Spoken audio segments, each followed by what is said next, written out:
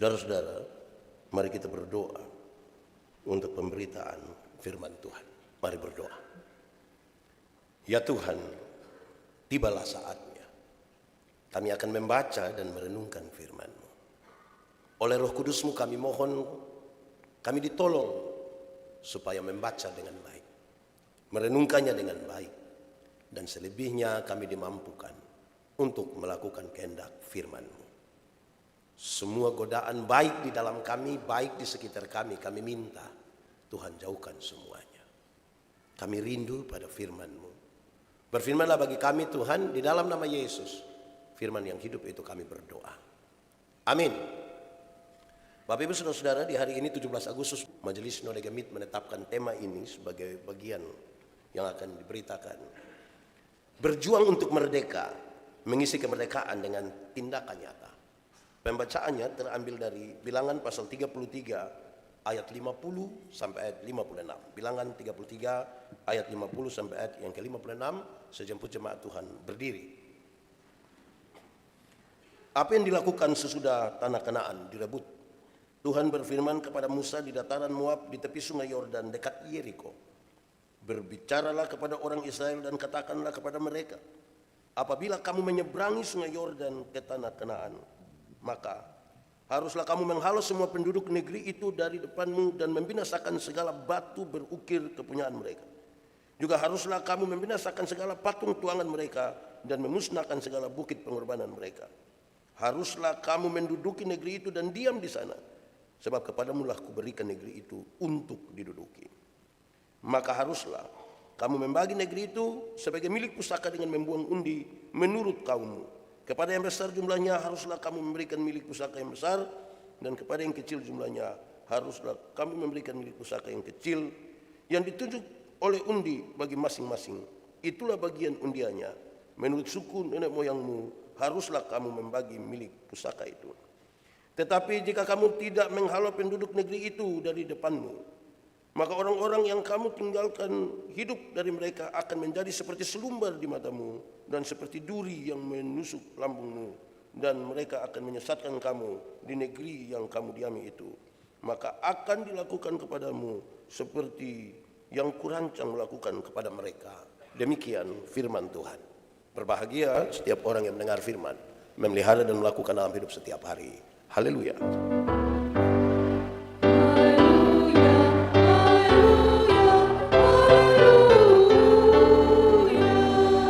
Mari silakan duduk semuanya.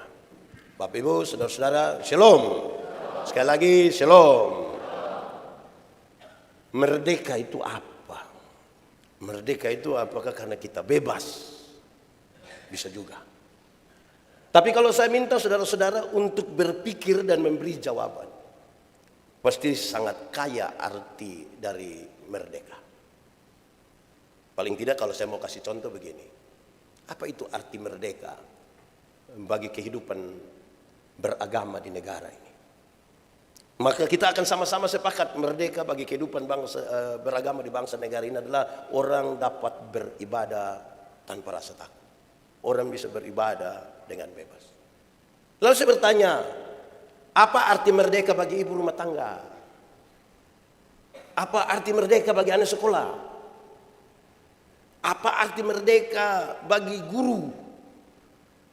Apa arti merdeka bagi polisi? Apa arti merdeka bagi tentara? Apa arti merdeka bagi pemulung? Apa arti merdeka bagi seorang suami? Apa arti merdeka bagi mertua?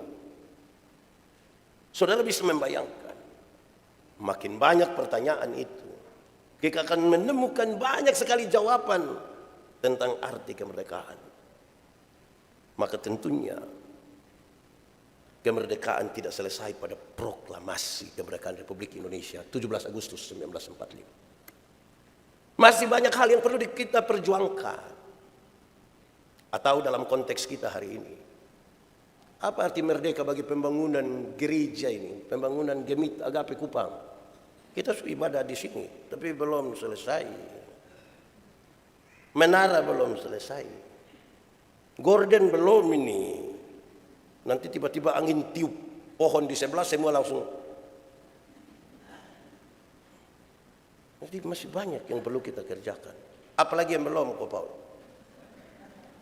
Masih banyak. Kita masih harus berjuang lagi. Amin kok. Baik, saudara-saudara, itu kalau kita sebut status, kita sebut pekerjaan. Tapi saya pernah melayani di satu tempat kira-kira 3-4 bulan lalu. Saya tidak usah sebutkan nama tempatnya. Habis ibadah, pas saya makan, terus oleh panitia datang Pak Pendeta, Wakapolres sama Kasat saya mau ketemu pendeta dulu. Terus saya bikin apa? Ketemu dulu. Pas ketemu juga Waka sama Pak Kasat bilang, Pak Pendeta Yandi terima kasih.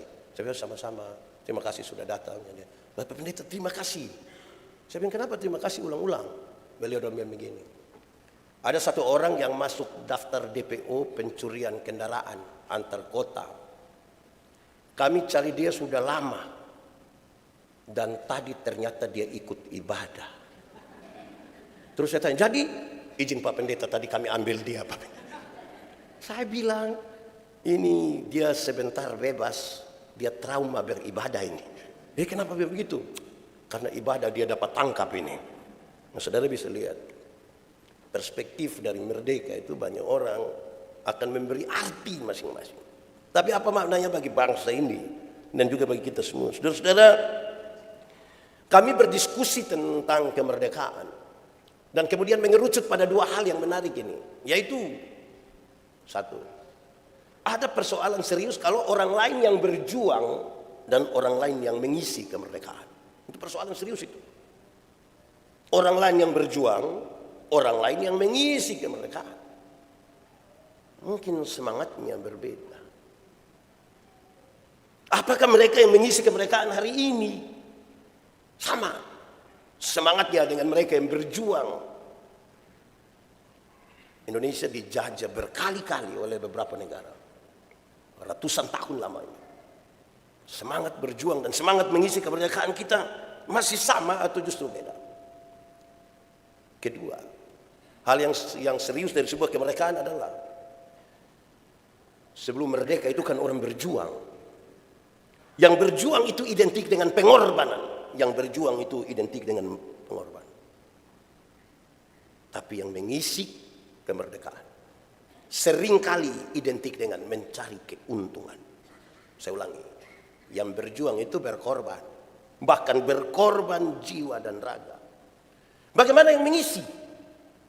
Banyak orang dari yang mengisi kemerdekaan cenderung mencari keuntungan, bukan berkorban. Banyak orang itu bukan berarti semua. Ada juga yang berkorban. Tapi ada yang cenderung bertanya, apa yang dia dapat? Keuntungan apa yang dia dapat? Kita ada situasi politik dan situasi berbangsa dan bernegara yang menurut banyak orang sementara tidak baik-baik saja. Pertanyaannya lalu apa kontribusi kita? Bagi keamanan negara, bagi ekonomi, termasuk juga bagi yang royalti itu. Saya bilang Ko Paul hati-hati. Ko Paul yang biasa ajak saya menyanyi toh, Bu siap bayar. Siap bayar nanti ini. Saya mau menyanyi mesti cipta lagu sendiri, ini yang pusing. Lama-lama saya menyanyi Wil anak kaisam kae. Dorong pusing nanti dengan itu. Tapi itulah Indonesia hari ini. Yang kita tidak boleh hanya protes. Kalau kita sebut bahwa hari-hari ini adalah kegelapan, maka jangan mengutuki kegelapan, tapi segera nyalakan pelita. Saya ulangi, jangan mengutuki kegelapan, tapi segera menyalakan pelita. Kalau saudara lihat gereja ini belum selesai, jangan bilang, kok kenapa itu mengutuki kegelapan? Segera nyalakan pelita, tambah uang, kita selesaikan ini. Jangan sekedar mengutuki. Amin kok? Saudara mengatakan amin. Baik, saudara-saudara, lalu kita baca teks ini. Teks yang menarik bagi kita. Tuhan berfirman kepada Musa di dataran Moab di tepi sungai Yordan dekat Yeriko. Sebuah pernyataan bahwa mereka tinggal satu langkah lagi menyeberangi sungai Yordan dan segera masuk ke Yeriko. Tetapi pesan Tuhan itu tetap bagi mereka. Bukan semua masuk jadi tidak lagi mendengar pesan. Sudah mau masuk. Tapi pesan Tuhan itu menjadi penting. Yang menarik saudara-saudara adalah Musa tahu bahwa dia tidak masuk. Tapi tanggung jawab untuk menyampaikan pesan yang dia terima dari Tuhan untuk umat Israel, termasuk yang akan masuk ke tanah Kanaan, tetap dia sampaikan. Tanggung jawab yang tidak pernah selesai sampai pada Tuhan memanggil dia. Kalau saudara baca terus sampai pasal 36, saudara menemukan bagaimana dia hanya diberi kesempatan naik ke atas gunung dan melihat indahnya tanah yang dijanjikan itu. Sudah di penghujung. Saudara, ada banyak orang di bangsa ini yang kalau sudah dekat-dekat hari mau pensiun, hari mau lepas, mau bikin apa lagi sudah. Kita duduk-duduk saja, kalau sedikit lagi kita selesai. Begitu. Tapi ini tanggung jawab bagus. Saudara, firman yang disampaikan kepada mereka adalah apabila nanti kamu menyeberangi sungai Yordan dan masuk ke tanah Kanaan, haruslah kamu menghalau semua penduduk negeri itu dan membinasakan seluruh batu berukir kepunyaan mereka. Juga kamu harus membinasakan seluruh patung tuangan. Kalimat yang secara singkat bisa disebutkan begini: masuk di tanah Kanaan, kamu tidak boleh hidup bersama-sama dengan para penyembah berhala. Kamu tidak boleh di sekitar penyembahan berhala. Semua harus dilakukan. Harus. Tidak boleh ada padamu itu bagian-bagian yang menyembah berhala. Nanti sebentar semua umat Israel akan memahami kenapa Tuhan melarang itu. Tetapi itu penting. Itu yang harus kamu lakukan ketika kamu masuk ke tanah Kanaan. Haruslah kamu menduduki negeri itu dan diam di sana, sebab kepadamulah kuberikan negeri itu untuk diduduki. Sebagai sebuah jawaban, salah satu jawaban kepada kenapa Tuhan minta supaya mereka jangan menyembah berhala dan hidup dengan orang yang menyembah berhala. Kenapa? Karena tanah yang Tuhan berikan itu janji Tuhan kepada mereka. Masa orang lain yang janji dengan visi ini, kamu masuk ke dalam tanah itu dan hidup menurut hal lain, visi lain, tokoh lain yang berseberangan dengan orang yang menjanjikan dan memberikannya kepada kamu. Tidak boleh. Di bagian-bagian terakhir dari pembacaan tadi, kamu mesti berbagi. Mestinya kamu bagi wilayah ini yang Tuhan sudah berikan menjadi milik pusaka. Yang besar kasih yang besar, yang kecil kasih yang kecil. Tetapi menurut hasil undi. Ini bukan menurut hasil judi, menurut hasil undi. Mereka percaya bahwa Tuhan turut bekerja di situ supaya adil, membagikan ini dengan cara undi. Yang besar akan dapat bagian yang besar, yang kecil akan dapat bagian yang kecil. Adil. Kalau besar dapat besar itu, kecil dapat kecil itu adil. Tapi kalau yang kecil minta yang besar baru bungkus bawah yang besar, itu tidak adil. Tuhan suatur memang masa di dalam sini ini ada banyak susu madu. Orang yang jumlah banyak mesti dia dapat tempat yang banyak toh, ya lebih luas supaya tercukupilah kebutuhan mereka. Yang sedikit dapat yang mungkin 2000 kali 2000 saja, tapi penuh dengan susu madu. Artinya juga dia ingin kasih tahu kita yang begini. Kalau masuk di sana tuh tiap orang pun berkat ada. Jangan terlalu sibuk dengan orang lain pun berkat sampai kita lupa bahwa kita juga diberkati. Jangan juga terlalu sibuk dengan orang lain punya masalah sampai kita lupa bahwa kita juga bermasalah. Kalau masuk di sana bagian sudah diatur masing-masing dan Tuhan mengatur itu. Mereka harus mengimani itu. Tapi di bagian terakhir dalam pembacaan tadi, di bagian terakhir dalam pembacaan tadi menyatakan, tapi kalau kamu tidak melakukan seperti apa yang kukatakan kepadamu, kamu tidak menghalau orang-orang penyembah berhala itu, kalau kamu tidak menghancurkan benda-benda yang mereka sembah itu, maka hal yang aku rancangkan kepada mereka akan tertimpa kepada kamu. Jadi ada konsekuensi dari ketika kita tidak melakukan apa yang diperintahkan oleh Tuhan. Ada konsekuensi bagi bangsa ini, bagi bangsa Israel. Kalau mereka masuk nanti ke tanah Kanaan dan tidak melakukan perintah yang Tuhan berikan kepada mereka. Apa yang sudah Tuhan rancangkan atas orang-orang di Kanaan. itu akan berbalik kepada mereka. Sebuah peringatan yang serius supaya bangsa ini tidak main-main dengan janji yang sudah Tuhan berikan kepada mereka. Saudara-saudara, lalu apa pesannya bagi kita? Pesan yang penting bagi kita hari ini, tema kita itu sekali lagi saya sampaikan, berjuang untuk merdeka, mengisi kemerdekaan dengan tindakannya. Jadi orang berjuang untuk merdeka, tapi kemerdekaan ini mesti diisi dengan tindakan nyata. Lalu bagaimana? Pembacaan tadi mengisyaratkan beberapa hal untuk kita renungkan bersama. Satu, perintah yang terus berlanjut. Saya ulangi, perintah yang terus berlanjut. Waktu mereka masuk tanah Kanaan, perintah ini selesai? Tidak. Karena tema kita berkaitan dengan berjuang sebelum dan mengisi sesudah, maka saya akan pakai beberapa poin untuk menyampaikan kepada kita, waktu sudah masuk mereka harus buat apa. Perintah terus berlanjut. Salah satunya adalah ketika kamu masuk akan berhadapan dengan ini orang-orang di dalam yang akan kamu musnahkan. Kalau kita baca Yosua, kitab Yosua pasal 5 sampai pasal 6 kasih tahu, walaupun kamu akan menghancurkan mereka, tapi ada prosedur. Ada prosedur. Kalau kita baca pasal 5, pasal 6 dia kasih tahu, satu kali dalam 6 hari kamu harus melakukan ini, dan nanti hari ke-7 kamu mesti putar begini, siapa berdiri di depan, siapa di belakang, tabut perjanjian itu ada di bagian mana. Itu prosedurnya. Harus ikut. Prosedur. Kenapa tiba-tiba pendeta bicara prosedur?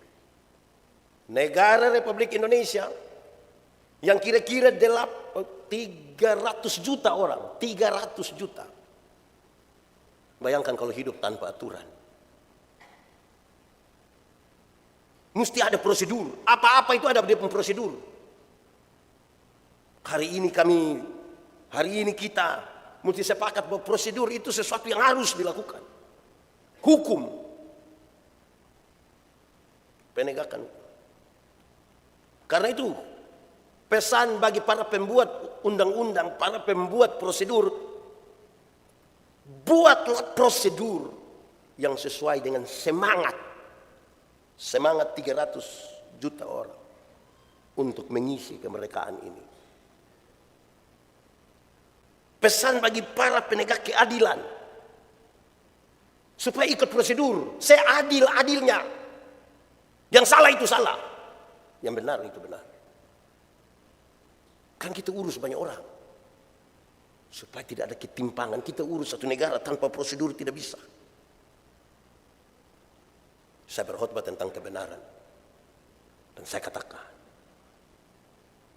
banyak orang merasa tinggal dalam kebenaran, padahal belum tentu. Karena kebenaran punya 3 dimensi. Dimensi yang paling pertama adalah legalitas. Ikut aturan. Semua bentuk pelanggaran terhadap aturan Tuhan tidak suka, tidak setuju. Legalitas yang dibangun di mana? Dibangun di atas pulihnya hubungan manusia berdosa ini dengan Tuhan Allah. Kan kita lagi urus banyak orang.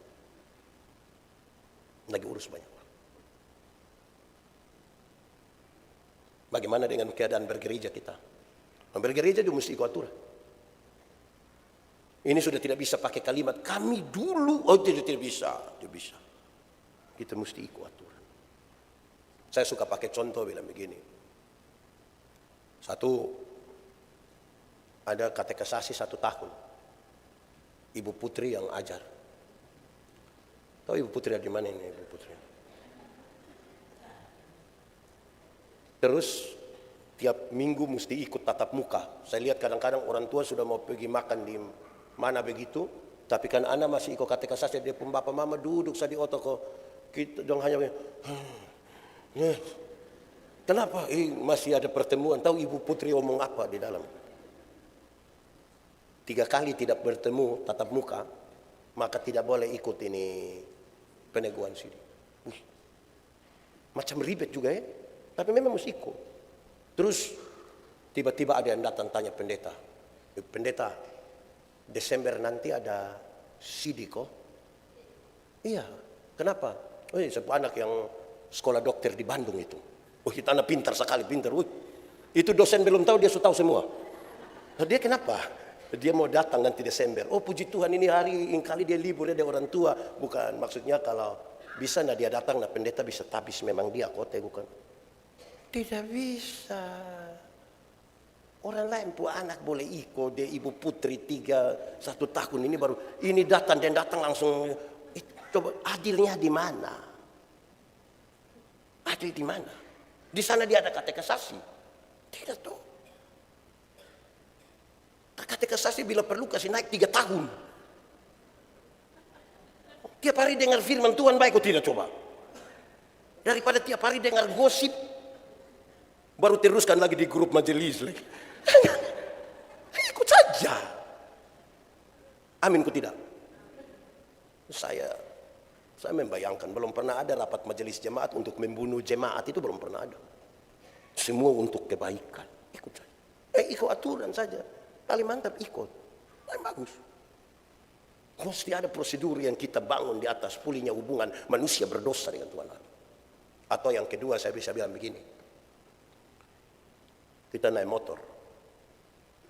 Pakai helm. SIM ada. STNK ada. Lampu-lampu ada. Kaca spion ada. Operasi lalu lintas di katedral. Berani masuk atau tidak? Berani. Coba kalau SIM tidak ada, STNK tidak ada, lampu-lampu tidak ada, kaca spion tidak ada. Operasi di situ berani pi. Berani kok tidak? Kenapa tidak berani? Kan kita puong polisi toh. Kita akan cari jalan lain. Jalan tikus, jalan kerbau, jalan macam-macam itu jalan kalau tidak ikut aturan itu. Tapi kalau kita ada pakai baik-baik, helm ada, SIM ada, STNK ada, lampu-lampu ada, operasi lalu lintas di katedral, kita masuk. Sampai sana polisi tidak tahan, putar kembali. Polisi tanya, kenapa putar kembali? Pak, tolong periksa saya, tolong.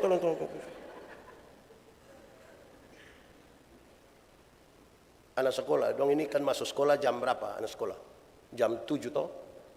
Jam 7. Kalau dia pergi 6:30, tindakannya jelas. Salam semuanya, apa kabar? Selamat pagi. Kalau besok udah masuk merdeka. Itu kalau datang 6:30. Coba kalau masuk sekolah jam 7 dia pergi 10:30. Saudara lihat dia pucara jalan itu sudah begini. Tiba-tiba pendeta, kepala sekolah, woi, bukan saja kaget, persiapan tipu. Orang kalau dapat tangkap itu tidak dimulai dan jujur Bapak. Persiapan tipu. Jadi memang paling bagus itu ikut aturan. Amin kok. Kalau saudara tidak mampu memberi banyak dan masih mendiskusikan sesuatu tentang kebijakan tertentu di bangsa ini, minimal kita ikut aturan. Orang tidak ikut aturan itu menjengkel. Kita naik motor dari sebelah kiri ini, dia cuma muncul dari sana menuju kita. Baru dia bilang, wah. Wih, itu macam kita mau bunuh dia itu. Jadi yang paling bagus itu ikut aturan saja. Amin bro. Jadi kalau ada baku aja kok tidak ikut aturan, tidak usah lah. Amin toh. Dalam aturan itu mungkin ada kebijakan dan lain-lain.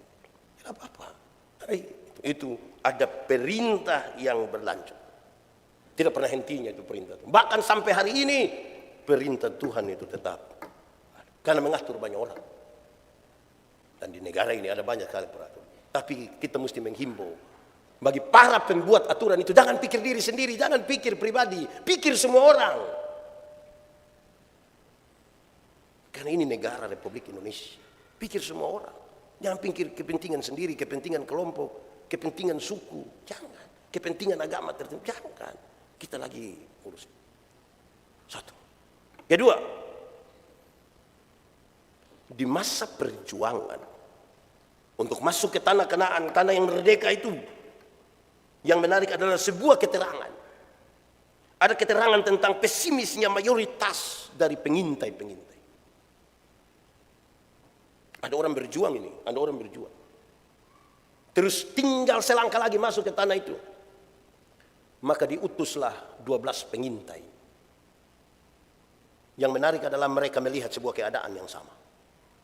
Laporannya sama tentang situasi di situ. Tetapi sayang, mayoritas dari para pengintai. Sangat pesimis. Sangat pesimis. Ada 12 orang melihat keadaan yang sama. 10 orang pesimis. Tidak mungkin kita menang. Hanya 2 orang yang optimis. Hanya 2 orang yang optimis. Apa pesannya bagi kita, saudara? Di Bilangan 13 itu. Persiapan mereka masuk. Apa pesannya bagi kita? Banyak orang sudah pesimis dengan bangsa ini. Banyak orang. Tapi hendaklah kita jangan menjadi salah satu dari orang banyak yang pesimis terhadap bangsa ini. Amin. Mesti optimis. Mesti optimis bagi bangsa ini. Kenapa? 10 orang yang pesimis itu tidak pantas masuk ke tanah Kanaan. Hanya 2 orang yang diberi kesempatan masuk. Masalah di bangsa ini banyak. Betul banyak. Tapi mesti optimis. Masalah di keluarga juga banyak. Tapi mesti optimis. Masalah dalam jemaat ini banyak. Tapi mesti optimis. Dan pesimis. Kan kita lagi mengisi sebuah kemerdekaan. Tanpa optimisme tidak bisa. Tapi optimisme itu mesti dibangun di atas prosedur. Saudara, waktu bangun ini gereja, kan jemaat mari kita sama-sama kita membangun. Jemaat optimis. Waktu optimis itu terakhir harus diatur. Tolong kalau mau kasih apa-apa, tolong hubungi nomor ini, Pak David, dan nomor ini, Pak Iwan kalau tidak salah. Ada juga Budi dan Wati, tapi nomor itu tidak dikasih. Hanya Iwan dengan. Kenapa? Karena jangan sampai tidak diatur semua sumbangan dalam rupa semen. Saudara bayangkan kalau semua sumbangan itu dalam rupa semen, maka pasti tempat duduknya dari semen. Videotronnya juga dari semen. Saudara tinggal datang gambar. Sound systemnya juga dari semen. Dan Alkitab ini akan terbuat dari, mengerikan juga kalau semua semen. Mesti diatur, optimisme yang teratur.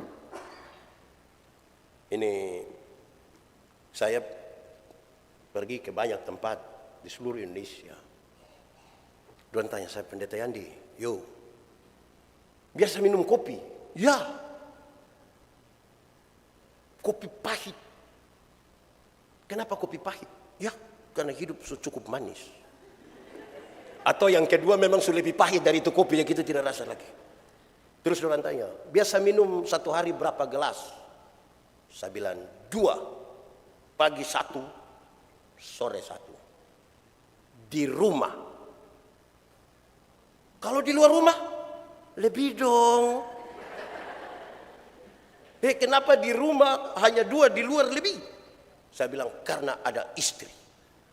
Pendeta takut istri? Tidak. Hargai. Hargai bagaimana? Iya, kalau kita bilang, Mama, kopi 1, tadi sudah 2, cukup. Itu takut.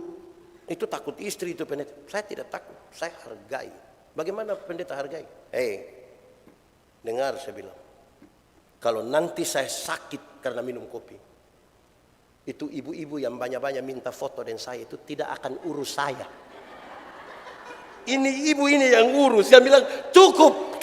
Dia yang urus. Kalau nanti saya mati, itu banyak-banyak yang minta foto dan saya itu. Dalam paling-paling hanya muat kita pu foto, tulis bilang RIP. Pernah bersama-sama dengan Pendeta Yandi. Terus dia pakai emoticon yang begitu. Sementara yang akan lanjut kredit itu saya pu istri. Itu ibu nanti. Amin kok. Optimisme itu betul, tapi mesti diatur. Amin kok. Masih optimis kok tidak jemaat agape ini? Yakin kalau menara akan selesai bulan depan? Optimis sedikit. Sebentar sampai mau kasih gorden duluan tutup ini nih. Gorden, bangku mesti tambah. Mesti. Supaya dia satu toh. Wih ini terlalu bagus ini barangnya, terlalu bagus. Tambah dong. Masa ragu-ragu. Sujalan terlalu jauh. Tuhan bawa bangsa ini sudah dekat di itu Yeriko. Tinggal mau masuk ini. Masa Tuhan mau kasih tengah doang? Tidak. Mas, tapi ini orang dong ini kalau lepas saja bermasalah. Jadi ingat.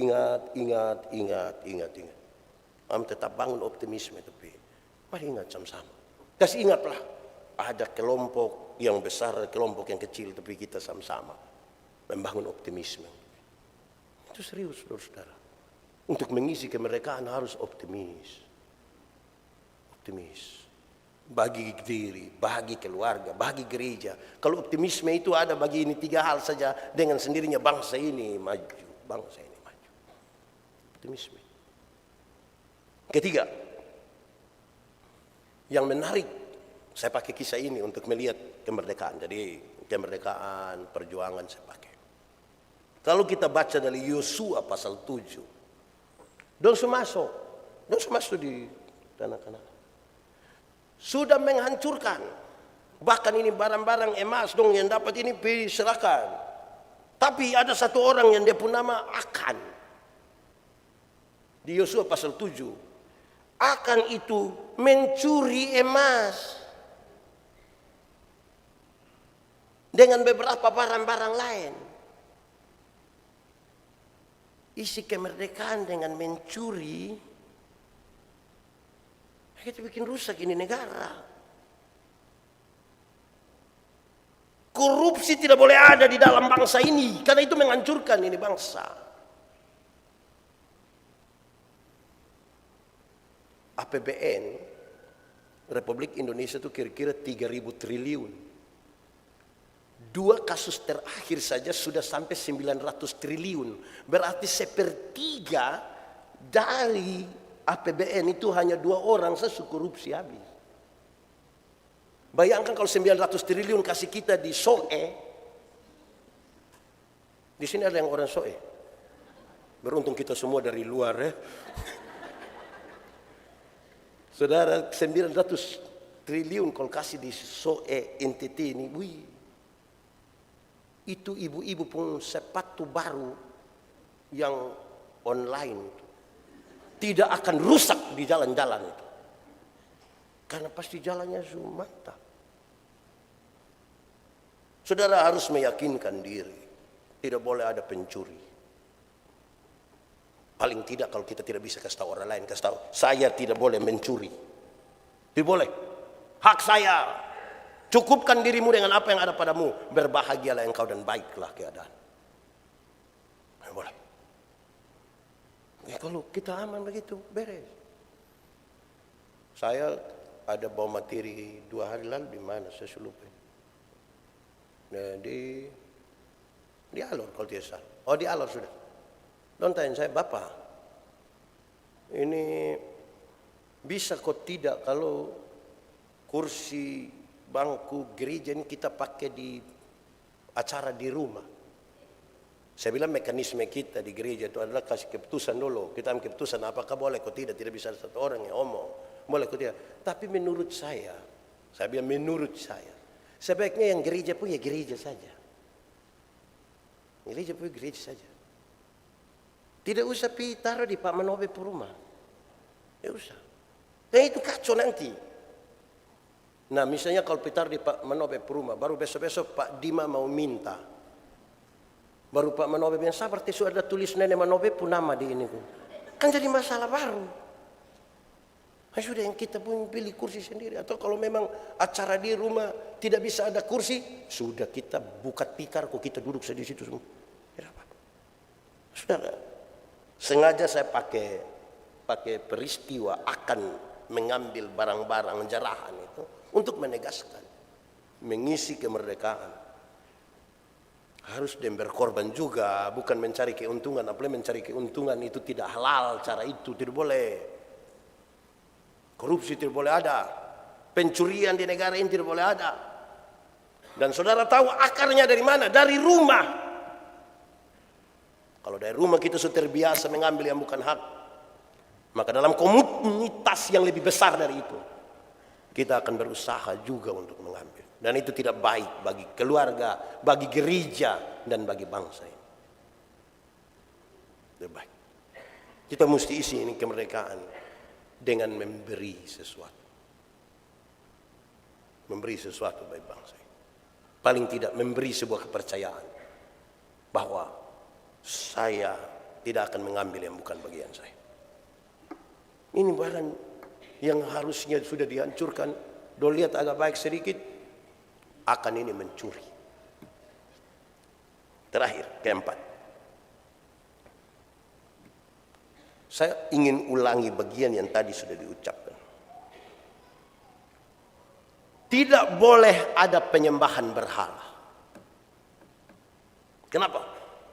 Karena Tuhanlah bukan saja menjanjikan, tetapi menuntun mereka sampai ke tanah Kanaan.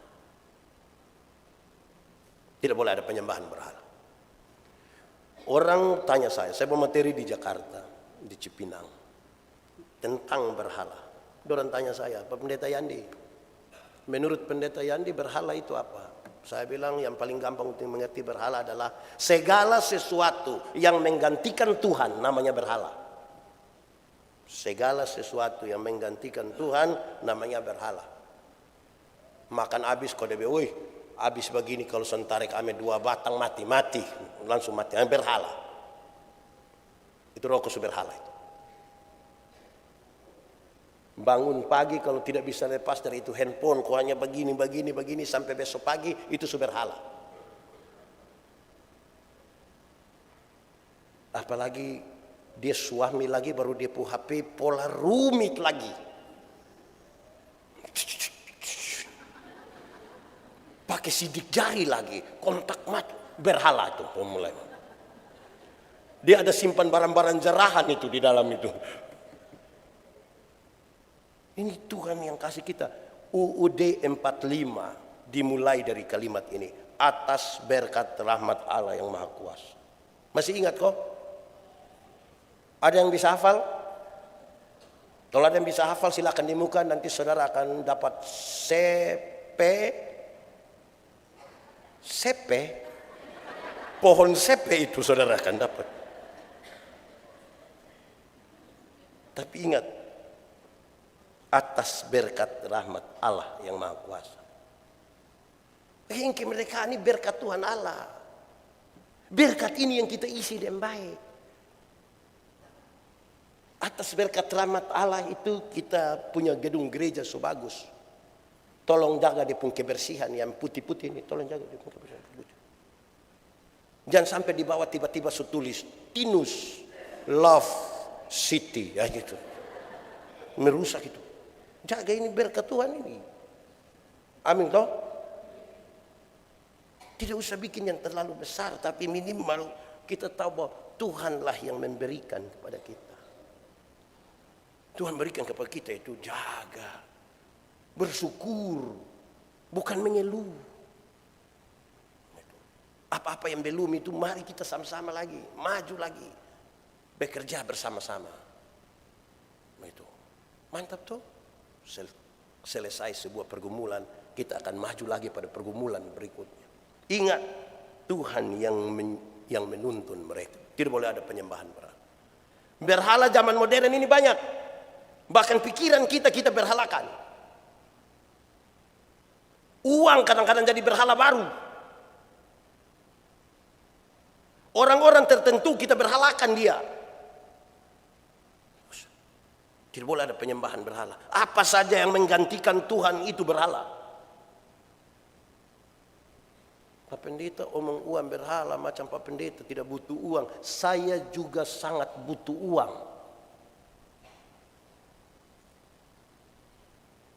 Tapi jangan karena uang kita kehilangan harga diri dan kehilangan kepercayaan kita pada Tuhan.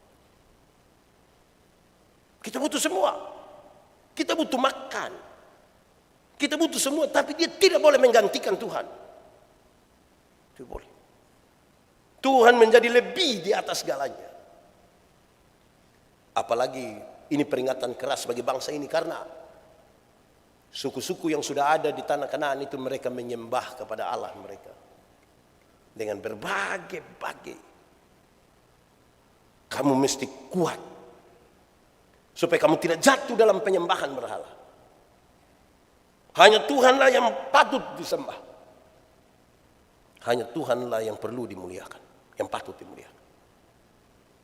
Saudara, karena itu dalam kehidupan kita berbangsa dan bernegara, mesti yang menyebut nama Tuhan, siapapun yang menyebut nama Tuhan, harus memberi sumbangsi yang positif bagi perdamaian di bangsa ini.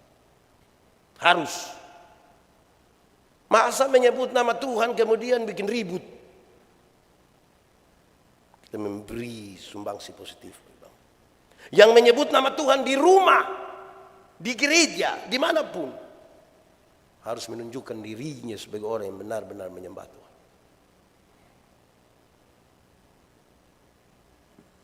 Kenapa Tuhan begitu penting? Kalau kemerdekaan Tuhan tidak kasih kita, kalau Dia tidak menyertai kita hingga hari ini, susah. Saya ingat ketika satu hari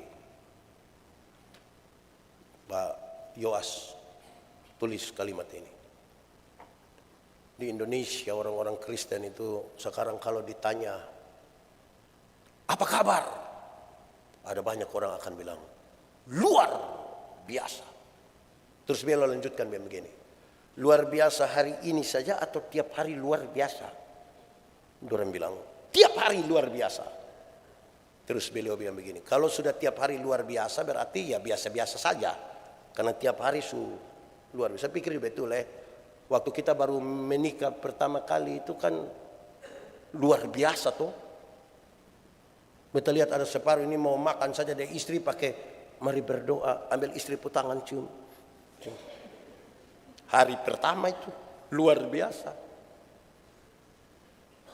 Mulai masuk habis yang bulan madu itu, so tinggal dia bulan yang madu habis itu. Itu istri sudah tidak siap, dia bilang, ini sayang, ayang, kopi ada. Itu dia hanya bilang, ada di situ. Kembali biasa-biasa. Terus beliau menulis selanjutnya begini. Jangan abaikan hal-hal yang biasa ya. Contoh, kita punya denyutan nadi, itu kan, tahu ini dokter Roy yang tahu ada berapa kok ibu dokter Roy, ada 100 kok berapa. Dia pun denyutan bilang begini.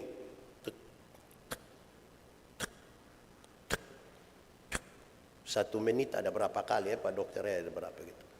Nah bayangkan kalau kita bangun tiba-tiba terjadi sesuatu yang luar biasa. Dia denyut satu kali, dia diam barang 2 menit. Dia bilang tek, dia diam sudah menit, dia tek tek. Dia diam lagi, tek tek tek tek. Nyeri Bapak, kita pun hidup ini. Jadi saudara jangan hanya berpikir yang luar biasa, tanpa berpikir juga bahwa yang biasa-biasa itu juga ada Tuhan di situ. Kemerdekaan ini luar biasa. Bayangkan perang pakai bambu runcing ini. Bambu runcing ini. Lawan meriam, bukan meriam bambu. Ini meriam yang menang itu, saudara bisa bayangkan. Wih Tuhan terlalu luar biasa pakai kita pun berjuang. Perang pakai bambu runcing. Lawan meriam. Tum. Tapi Tuhan kasih kemerdekaan. Perang melawan upaya pecah belah bangsa ini. Upaya adu domba terhadap bangsa ini terlalu besar. Dia punya istilah apalah yang pakai, yang itu bahasa di luar sana apa? Divide. Saudara tidak tahu. Dulu saudara sekolah di Tiongkok sana tidak tahu ini. Upaya adu domba itu terlalu besar, tapi perjuangan yang hati yang sama. Kita tahu kalau Tuhan mau bekerja itu tidak ada yang mustahil. Toh melawan orang yang punya fasilitas lebih bagus, melawan orang yang berusaha untuk memecah belah. Tapi kalau Tuhan berkenan untuk sesuatu menjadi baik dan merdeka, Tidak ada yang mustahil di dalam nama Tuhan. Tuhan memberkati kita. Mari kita tunduk kepala di hadapan Tuhan. Kalau kamu dengar suaranya, jangan keraskan hatimu. Minta Roh Kudus lembutkan setiap hati yang keras. Ambil komitmen dan berdoa kepada Tuhan hari ini. Tuhan, terima kasih untuk firman. Tolong kami supaya ketika kami mengisi kemerdekaan hari ini, kami tidak melupakan Tuhan. Pesan-pesan dari firman-Mu menerangi perjalanan hidup kami di rumah, di gereja, dan dalam kehidupan berbangsa dan bernegara. Terima kasih banyak. Tuhan Yesus sangat baik. Di dalam nama Yesus kami berdoa. Amin. Puji dan sembah padamu Tuhanku sepanjang hidup.